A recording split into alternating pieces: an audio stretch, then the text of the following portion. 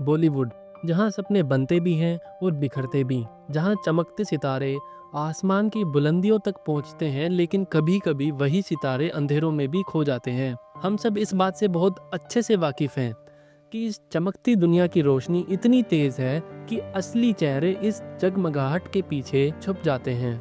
बॉलीवुड ऐसी दुनिया है जहाँ हर स्माइल स्क्रिप्टेड होती है, हर हैंडशेक पीआर का हिस्सा और हर अवार्ड कभी कभी सिर्फ इमेज पॉलिश करने का जरिया होता है। ऐसी दुनिया जहां हर चीज फैब्रिकेटेड, डुप्लीकेट और झूठी होती है, वहां कितनी असली कहानियां कितने अंधेरों से घिरी होती हैं, इस बात का हमें कोई अंदाजा ना तो है और शायद ना ही हम कभी सही से इस बात का अंदाजा लगा पाए।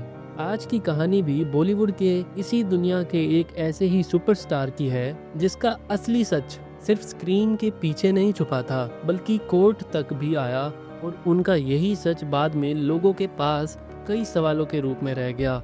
ये कहानी है संजय दत्त की, एक ऐसा इंसान जो अपने फैसलों का कैदी बन गया था और उनके इन्हीं फैसलों ने उन्हें कई गलत राह और अंधेरों भरी मंजिलों का मुसाफिर बनाया, जिसे इंडिया की जनता के एक पक्ष ने हीरो माना, जनता के दूसरे पक्ष ने एक बिगड़ा हुआ रईस ज्यादा और कानून ने गुनहगार। So welcome to my channel and let's start this case of Sanjay Dutt. Bollywood की कुछ कहानियां जिनका थोड़ा बहुत सच बाहर आ जाता है, वो हमें ये एहसास दिला देती हैं कि बॉलीवुड, जिसे हम एक सपनों का शहर समझते हैं, वहाँ जीने के लिए रातों की असल नींद उड़ानी पड़ती है।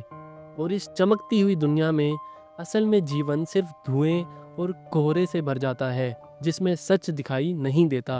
बॉलीवुड का जो हिस्सा रोशनी में दिख रहा होता है, अक्सर उसके पीछे एक ऐसा जहर होता है जिसे बॉलीवुड के काफ़ी सुपरस्टार्स को पीना होता है और उसी जहर के साथ जीना उन्हें फिर सीखना पड़ता है।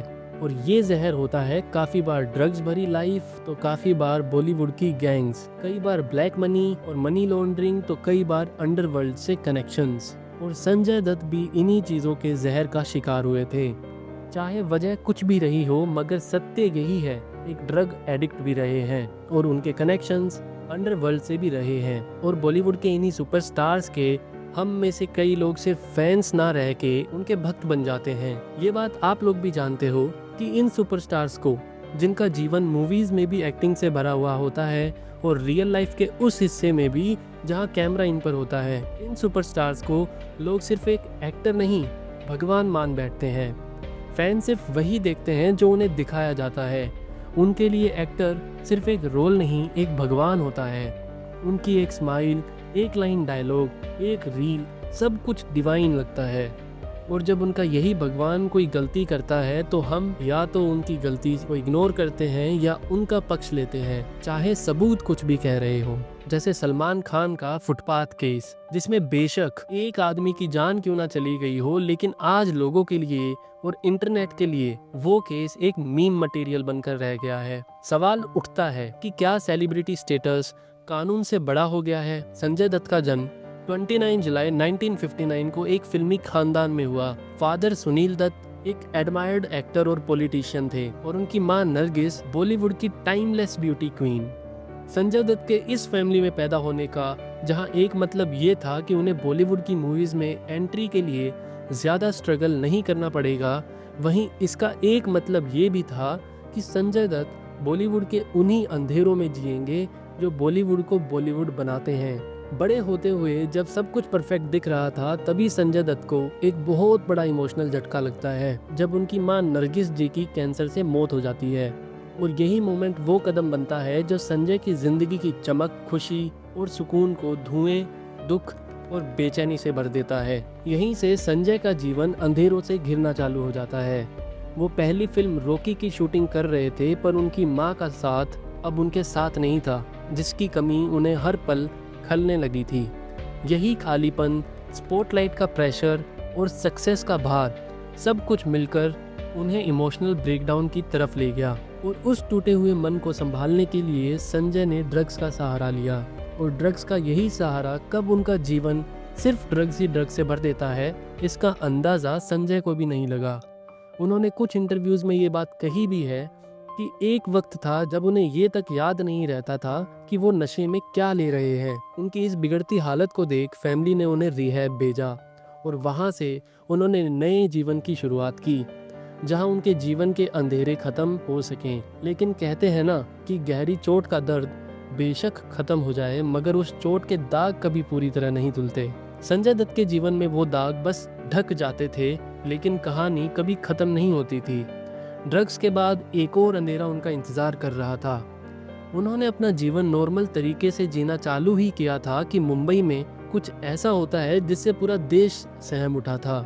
एक आम दिन की आम सुबह, लेकिन मुंबई के लिए वो सुबह कभी शाम तक पहुंची ही नहीं। 12 मार्च 1993 को मुंबई में 12 जगह बॉम्ब ब्लास्ट होते हैं, जिनमें 257 मौत हो जाती हैं। हजारों लोग घायल होते हैं, हजारों परिवार बिखर जाते हैं और एक पूरा शहर शोक में चले जाता है।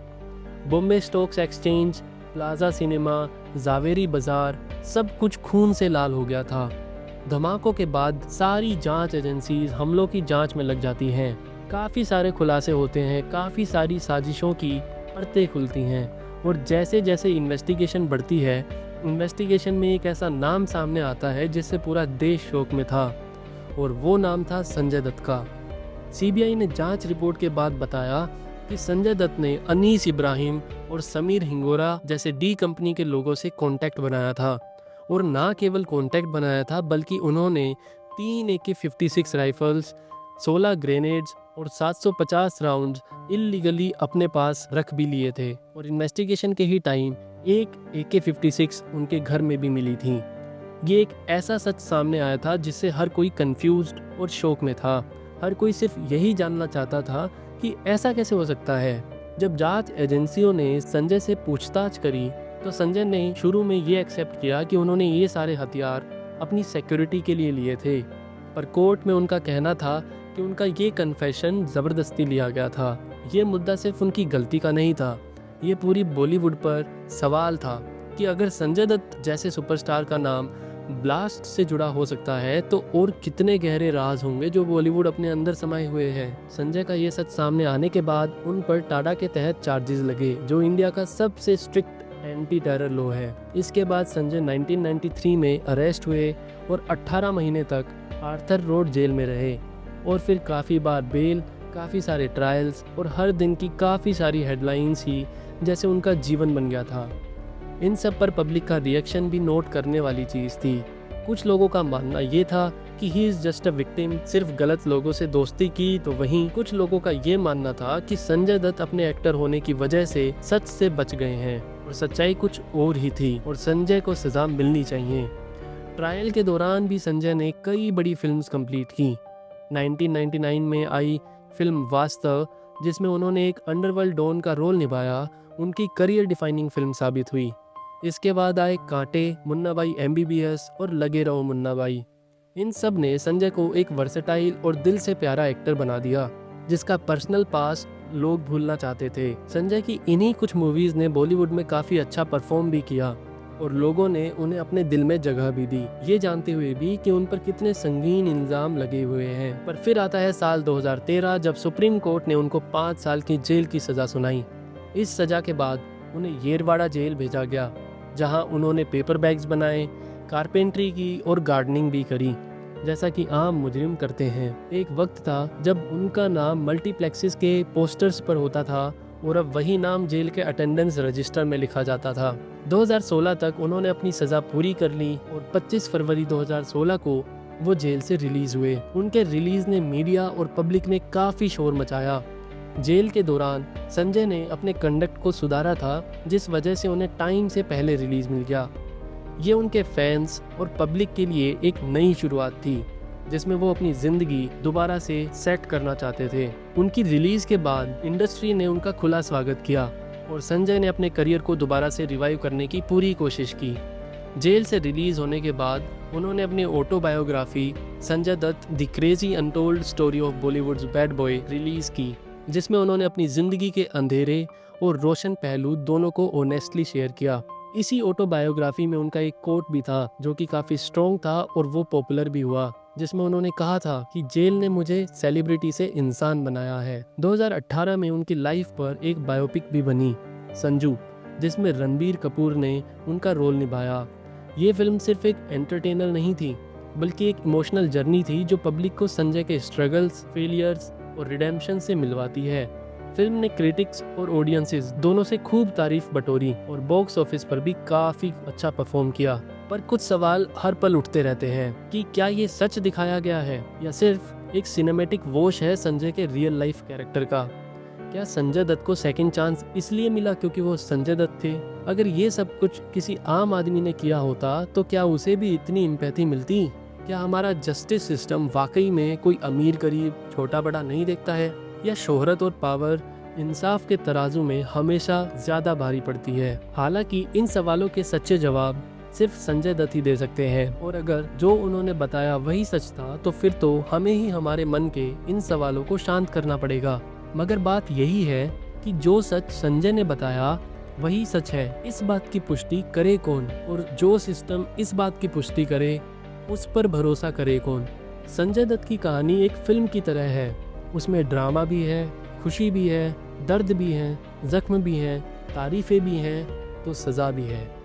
लेकिन इस कहानी में एक रियलिटी चेक भी है जो कि हमें इस बात का एहसास दिलाता है कि कभी कभी एक ही इंसान स्क्रीन पे हीरो होता है और असल में कानून का डिफेंडेंट भी। संजय दत्त की कहानी हमें ये याद दिलाती है कि इंसाफ कभी स्क्रीन टेस्ट नहीं लेता और ना ही टीआरपी पे चलता है। अब दरअसल सवाल वापस वही आ जाता है कि क्या संजय ने जो बताया वही सच था, या असल में ये किसी गहरी साजिश से बचने का एक मात्र प्लान था? मैं ये सवाल आप लोगों से पूछना चाहूँगा और चाहूँगा कि आप लोग कमेंट्स में अपने थॉट्स ज़रूर शेयर करें। और आप लोगों को क्या लगता है कि संजय दत्त इनोसेंट थे या सिर्फ प्रिविलेज्ड? क्या उनकी गलतियों पे पर्दा डाल दिया गया, या उन्होंने वाकई में bad guy to good guy का ये सफ़र तय किया है? आप लोग क्या सोचते हो प्लीज़ कमेंट्स में ज़रूर बताओ। और यार, अगर आपको ये वीडियो पसंद आई हो तो प्लीज़ वीडियो को लाइक करो, दोस्तों के साथ शेयर करो और चैनल को सब्सक्राइब भी करो। We need your support to grow and you know this. चलिए, मैं मिलता हूँ आपसे ऐसी ही एक इंटरेस्टिंग वीडियो में। तब तक के लिए टेक केयर, पीस आउट।